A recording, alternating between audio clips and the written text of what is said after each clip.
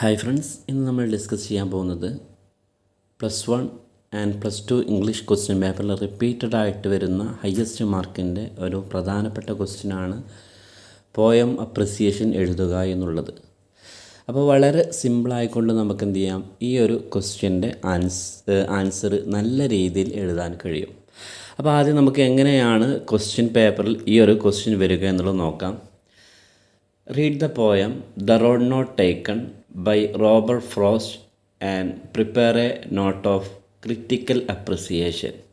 അതായത് നമ്മൾ text ബുക്കിലുള്ള പോയല്ലേക്കാരം out of text ബുക്കുള്ള പോയേക്കാരം ആ ഒരു പോയത്തിനെ പറ്റിയിട്ടാണ് നമ്മൾ എന്ത് തയ്യാറാക്കേണ്ടത്, അപ്രിസിയേഷൻ തയ്യാറാക്കേണ്ടത്.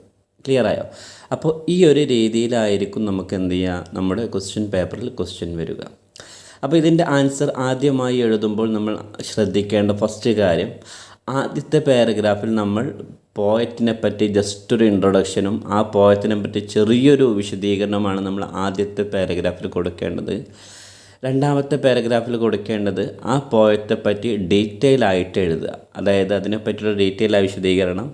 മൂന്നാമത്തെ പാരഗ്രാഫിൽ അതിൻ്റെ ഒരു കൺക്ലൂഷൻ. ഇങ്ങനെ 3 പാരഗ്രാഫാണ് നമ്മൾ എന്ത് ചെയ്യേണ്ടത്, അതിൻ്റെ ആൻസറായിട്ട് എഴുതേണ്ടത്. അപ്പോൾ ഇന്നത്തെ ക്ലാസ്സിൽ നമ്മൾ ഡിസ്കസ് ചെയ്യുന്നത് നമ്മുടെ ക്വസ്റ്റ്യൻ പേപ്പറിൽ പോയം അപ്രിസിയേഷൻ എന്ന് കണ്ടു കഴിഞ്ഞാൽ എല്ലാത്തിനും എഴുതാൻ പറ്റിയ ഒരു സിമ്പിളായ ഫോമാറ്റാണ്.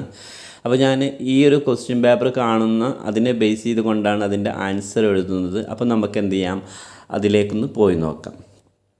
ആദ്യം നമ്മൾ എന്ത് ചെയ്യുക, ദ പോയം എന്ന് എഴുതാം. അത് കഴിഞ്ഞതിന് ശേഷം പോയത്തിൻ്റെ പേരെഴുതി എന്താണ്, ദ റോഡ് നോട്ട് ടേക്കൺ. നിങ്ങൾക്ക് ക്വസ്റ്റ്യൻ പേപ്പറിൽ കാണുന്നുണ്ടാവും.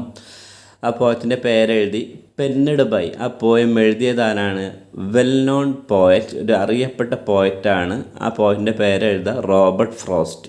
ക്ലിയറായോ? അപ്പോൾ ഫസ്റ്റ് പോയിൻ്റ് ഓക്കെ ആയി.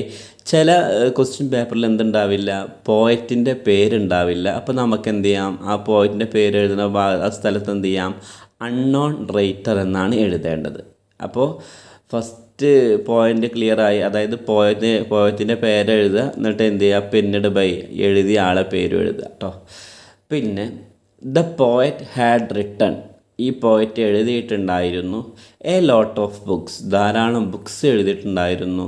സോ അതുകൊണ്ട് ബിക്കെയിം, അദ്ദേഹമായി തീർന്നു. മോർ ഫേമസ്, അദ്ദേഹം കൂടുതൽ ഫേമസ് ആയി.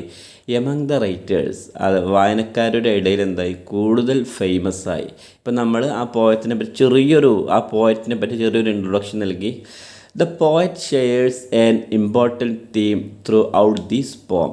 ഈ ഒരു പോയത്തിലൂടെ പോയറ്റ് ഷെയർ ചെയ്യുന്നതെന്നാണ് ഒരു പ്രധാനപ്പെട്ട തീമാണ്.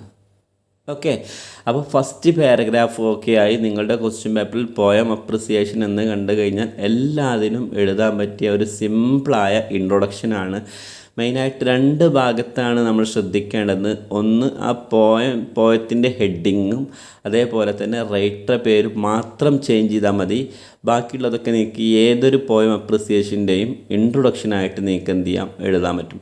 അപ്പോൾ നമ്മുടെ ക്വസ്റ്റ്യൻ പേപ്പറിൽ നിങ്ങൾ കണ്ടിട്ടുണ്ടാകും, ആ പോയത്തിൻ്റെ പേരെന്താണ്, റോഡ് നോട്ട് ടേക്കൺ എന്നാണ്. അത് എഴുതിയതാരാണ്, നമ്മുടെ റോബർട്ട് ഫ്രോസ്റ്റ് ആണ്. ക്ലിയറായോ? അപ്പോൾ ഫസ്റ്റ് പാരഗ്രാഫ് നിങ്ങൾ എന്ത് ചെയ്യുക, അതിൽ മനസ്സിലാവാത്ത ഭാഗം ഉണ്ടെങ്കിൽ ഇതിൻ്റെ കമൻറ്റ് ബോക്സിൽ വരണം. ഓക്കെ, അപ്പോൾ ഫസ്റ്റ് പാരഗ്രാഫ് ഈ ഒരു രീതിയിലാണ് നമ്മൾ എന്ത് ചെയ്യേണ്ടത്, സെറ്റ് ചെയ്യേണ്ടത്. ഇനി സെക്കൻഡ് പാരഗ്രാഫ് എങ്ങനെയാണ് തുടങ്ങുകയെന്ന് ഞാൻ പറഞ്ഞിട്ടുണ്ടായിരുന്നു. സെക്കൻഡ് പാരഗ്രാഫ് നമ്മൾ എന്താ ചെയ്യേണ്ടത്, ആ പോയറ്റിൽ എന്താണോ പറയുന്നത് അതാണ് നമ്മൾ എന്ത് ചെയ്യേണ്ടത്, ശരിക്കും എഴുതേണ്ടത്. അതായത് ആ പോയം വായിച്ച് നമുക്ക് എന്തൊക്കെ കാര്യങ്ങളാണ് മനസ്സിലായത് അതാണ് നമ്മൾ ഡീറ്റെയിൽ ആയിട്ട് എഴുതേണ്ടത്. ഇനി ഒരു പക്ഷേ ആ പോയം വായിച്ചിട്ട് ചില കുട്ടികൾക്കൊന്നും മനസ്സിലാവില്ല.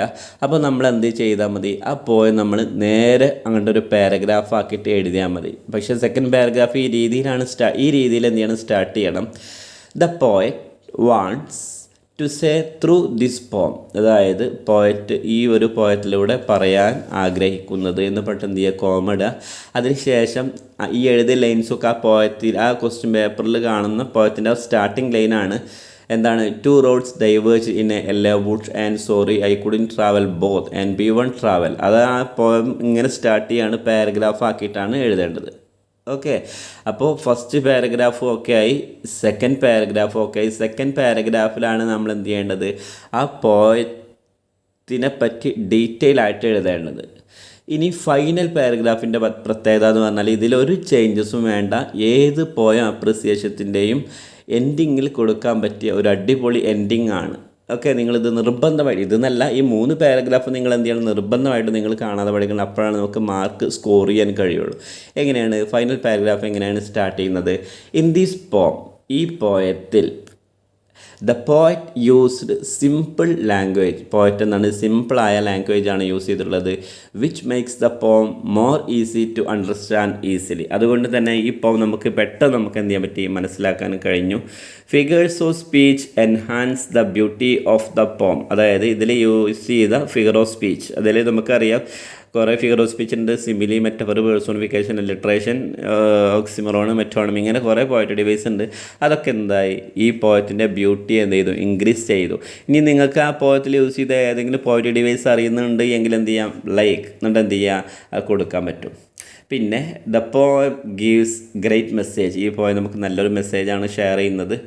I really enjoyed the first stanza of the poem. അതായത് പോയത്തിൻ്റെ ഫസ്റ്റ് സ്റ്റാൻസ് ഞാൻ എന്ത് ചെയ്തു, നന്നായിട്ട് എൻജോയ് ചെയ്തു.